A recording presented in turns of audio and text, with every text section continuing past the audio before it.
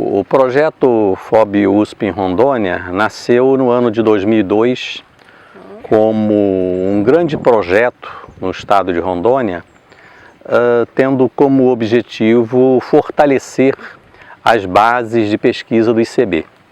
O ICB já estava aqui com o professor Luiz Marcelo Aranha Camargo, que é do ICB, e havia uma dificuldade de você poder trabalhar a pesquisa com uma população tão carente e tão dispersa, né? Aqui em Rondônia nós temos que entender o estado de Rondônia. Você tem uma população grande dentro da capital, que é grande tanto quanto 400 mil habitantes, mais ou menos como a Bauru, e depois a população espalhada pelo estado. Na rodovia principal tem algumas cidades de 100 mil habitantes, e temos que enfrentar o grave problema dos ribeirinhos, porque é muito dispersa a população. Uma comunidade de 100 habitantes aqui, 500 ali, 50 lá. Calama é o local onde nós estamos agora, deve ter, ninguém sabe direito também as estatísticas, mas eu já calculo que tem uns 3 mil habitantes ou 4, não tenho a menor certeza, porque isso muda muito rapidamente, né? A USP acabou vindo para cá com o ICB, e depois algumas unidades acabaram vindo esporadicamente e sempre cumpriam com os seus programas, com os seus projetos e voltavam para a origem, normalmente São Paulo ou um dos campi da Universidade de São Paulo. Nós acabamos vindo para cá e nos fixamos no estado de Rondônia, né? Já fizemos várias atividades aqui dentro do estado, em várias cidades. Mas hoje nós temos duas sedes na realidade. Nós temos uma sede principal que é em Montenegro, onde também fica o ICB, e temos Calama, onde nós passamos a prestar um serviço aos nossos alunos e, obviamente, para a comunidade, com continuidade. Um projeto de extensão dentro de uma grande universidade como a USP se permite ter uma pirâmide onde se possa trabalhar. Então, no topo da pirâmide estão os professores, normalmente a professora Magali, eu, o professor José Roberto e o professor Roosevelt, são os três que têm vindo mais arduamente para a missão. No segundo escalão, aí já vem os pós-graduados. Sem esses pós-graduados, seria muito difícil tocar o projeto. Vários deles fazem mestrado e doutorado em fonoaudiologia e odontologia na FOB, USP, já são até professores de outras universidades, embora sejam ainda alunos de pós-graduação. Isso facilita trabalhar com os alunos de último ano, sempre de último ano, que é a nossa meta. Toda essa montagem é para que os alunos de graduação interajam com os de pós-graduação, que estão aprendendo a serem os professores, os doutores, os pesquisadores, e os professores no comando, né, fazendo todo tipo de suporte, de retaguarda, e contando com a retaguarda de Bauru, inclusive da reitoria também da Universidade de São Paulo. Esse processo de verba foi um processo muito difícil no começo, porque quando o reitor me convidou em 2002, era o professor Melf, para abrir o projeto aqui. A professora Fidela era a diretora da FOB, depois ela foi secretária da USP, secretária-geral, e eles fizeram um empenho para que eu viesse para cá e montasse o projeto. E aí, nesse primeiro momento, não havia verba, era zero, mas nós conseguimos recursos, através da própria reitoria, os interesses da reitoria, por causa das pesquisas no estado de Rondônia, nós conseguimos verbas adequadas, suficientes, para fazer um projeto muito sequinho, quer dizer, não havia recursos.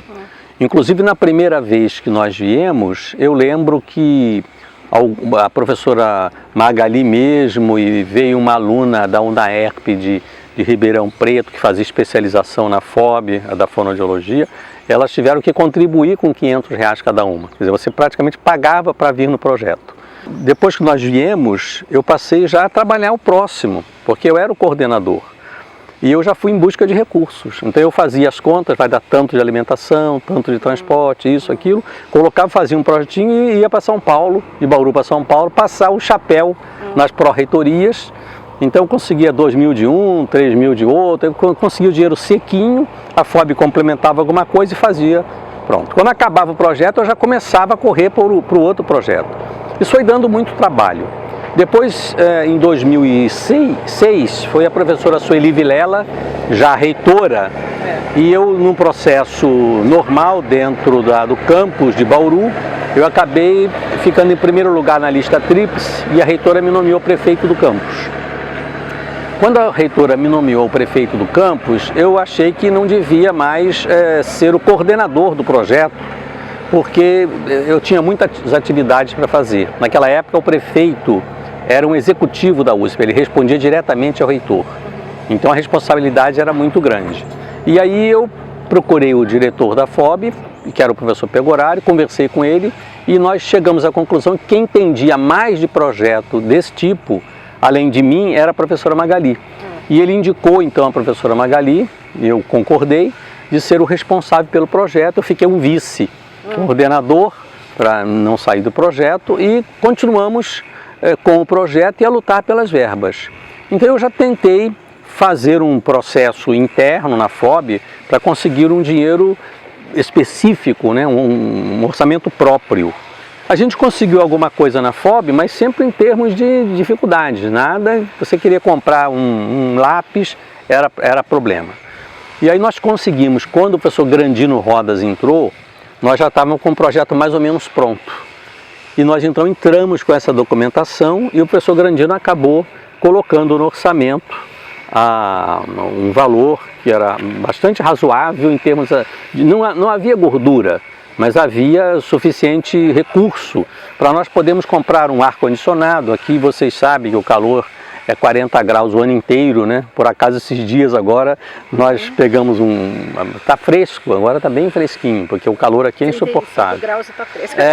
Aqui é 40 e pouco, 38 é o dia a dia e é muito quente. E quando você fica dentro de uma clínica, confinado ali, se não tiver ar-condicionado, o aluno passa até mal. A pressão vai lá para baixo, já tivemos casos assim. Sim.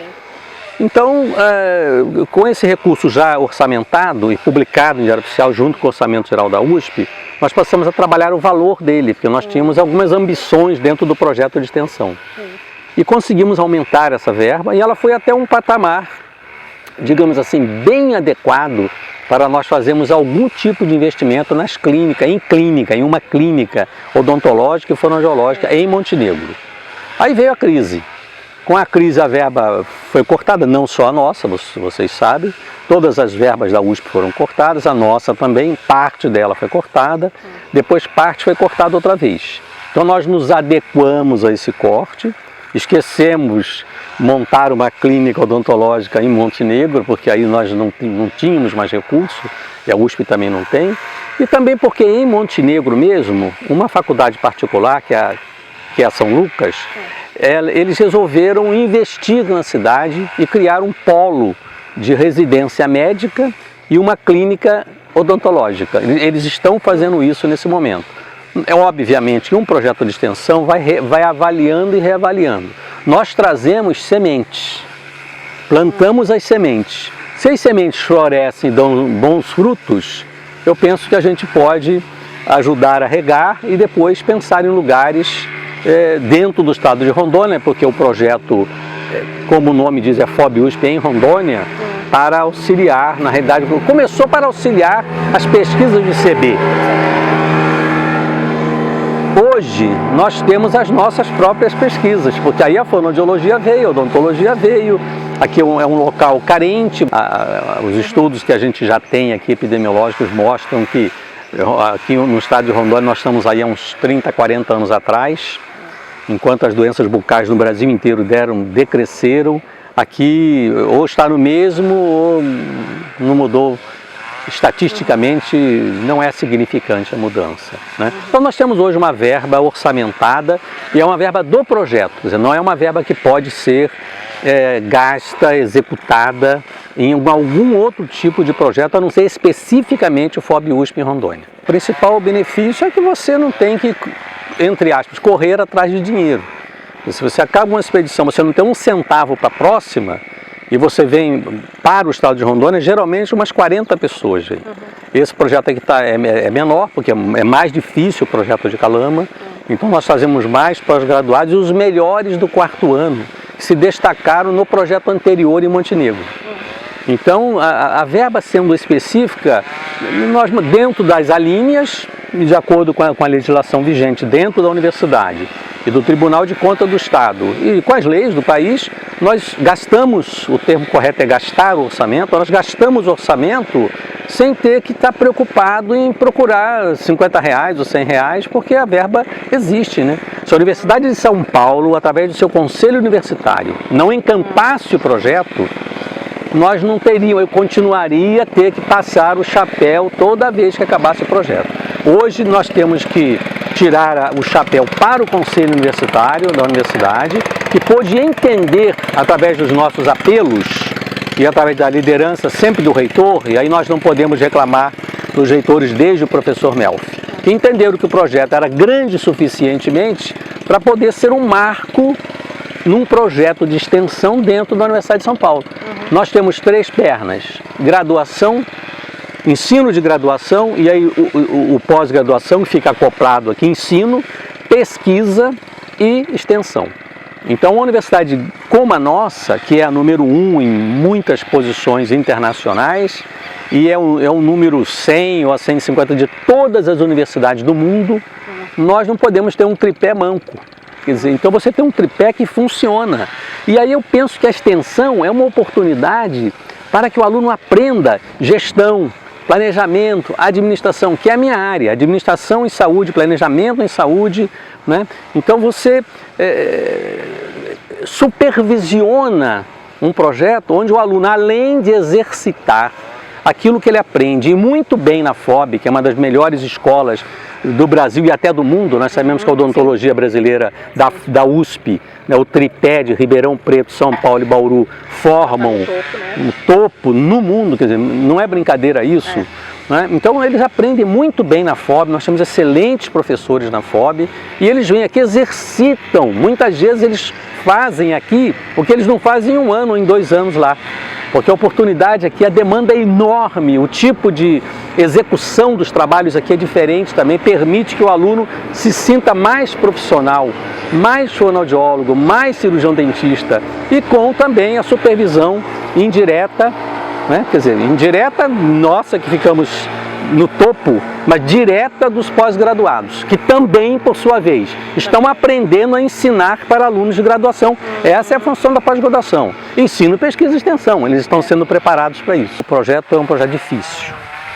Eu diria que, e não culpo os meus colegas professores, cada professor, um professor de histologia, ele está dentro de um laboratório, de branco ou não, né, com microscópio, fazendo pesquisas de publicação em revistas indexadas A1, que são exigências da CAPES. Eu não os culpo de não vir para cá. Ele não escolheu isso, ele escolheu histologia, o outro escolheu bioquímica, o outro escolheu odontopediatria, o outro escolheu a prótese, enfim. Aqui é quem escolheu saúde pública e quem vive isso dentro da veia, tem que gostar. Eu vou fazer 70 anos agora, de 69 para 70, daqui a 2, 3 meses estou com 70 anos de idade e não me vejo fora. Semana passada, semana retrasada, eu fui para a Irlanda apresentar trabalho no congresso da Irlanda. Mas você estava em Montenegro? Antes estava em Montenegro, agora eu estou aqui. Agora, quando eu voltar daqui para lá, eu tenho uma banca de doutorado na Unesp de Araçatuba. Faz parte da minha vida, como faz parte da vida do pesquisador, do grande pesquisador, e na FOB nós temos vários, de estarem saindo para os Estados Unidos, para a Alemanha, para a França, seja para onde for, para apresentar trabalhos e serem grandes professores internacionais, o que me orgulha muito esses colegas meus. Mas eles não devem mesmo estar aqui. Alguns, pode ser que um ou outro até tenha isso na veia, mas não vem, porque senão desvirtua. É a mesma coisa que querer que o professor José Roberto vai ensinar dentística. Eu não sou professor de dentística, eu amo a dentística, é extremamente necessária na minha área, na saúde pública, na saúde coletiva. Mas eu não sou professor de clínica, eu não me sinto nem um pouco, eu me sinto muito tranquilo em conseguir fazer a retaguarda do projeto e conseguir meios financeiros, humanos, materiais, recursos para que o projeto exista. E para fazer o planejamento, essa logística toda é muito complicada, é muito difícil e é uma logística político-administrativa, fora da USP, dentro da USP e dentro da FOB. E nós temos que saber pesar, saber não avançar demais. Quem pensa USP, quem pensa eu penso que eu sei lidar com isso, ou seja, você não pode puxar demais para uma área, demais para outra, você tem que balancear as áreas, você tem que entender o tamanho do que seja um projeto de extensão. Então nós conseguimos o balanceamento disso, e com esse balanceamento, o que aconteceu? A professora Magali, que é de fonoaudiologia, é da área de linguagem em adultos, acabou incorporando essa logística do planejamento. Algumas vezes ela fala assim, Roberto, como é que eu faço isso? Porque aquele macaco velho, né? 41 anos só de USP, mais 4 de federal no Rio de Janeiro, são 45 de professor universitário na mesma área. Eu não tenho uma segunda especialidade, poderia ter, eu não tenho, eu só tenho uma, que é a saúde coletiva. A vida inteira nisso. Então a gente, naturalmente, né, procura fazer assim, o assado, isso aqui tem que fazer um ofício assim, direcionado, tal. Ou então as conversas de bastidores, isso faz parte de toda a sociedade. Eu diria dedicação. Se nós, e vocês viram isso, vocês acabaram de falar, né? Quer dizer, se você não se dedica no dia a dia, porque uma coisa é estar aqui, é muito difícil estar aqui. Isso demanda algum tempo, 2, 3, 4 meses, além das tarefas que nós temos que fazer. Você tem que ter muita dedicação, não é? Um homem de 70 anos subir um morro desse, eu logo que chego não é fácil. Eu vou devagar, paro ali no meio, dou mais uma subida, o ar falta. Eu estava conversando com uma das nossas alunas, e ela estava me falando, não sobre mim ou sobre idade, uma menina de 20 anos. Ai, professor, a primeira vez que eu subi, eu pensei que meu fígado ia sair pela boca. Nossa, eu falei, bom, então não é a minha idade, não, é porque é duro mesmo. Dedicação lá em Bauru, não pode faltar o material aqui. Compra onde? Não tem como. Nós temos que estar muito atentos com tudo. Se a cidade tem um surto, a gente chega num surto epidemiológico, ou numa epidemia mesmo. De malária, por exemplo, que eu não estou esperando que aconteça isso agora aqui em Calama. A malária deu uma caída muito boa graças a esforços de uma universidade como a USP, não só, não estou dizendo que outras universidades não têm bons projetos, mas a USP tem um projeto que dissemina, sobretudo, conhecimento. Conhecimento. Às vezes, para você não ter uma doença, basta capinar o quintal. E nós temos que trazer isso, porque eles não têm isso aqui, não é? Então, dedicação, muita dedicação para correr atrás desses recursos, que eles sejam permanentes.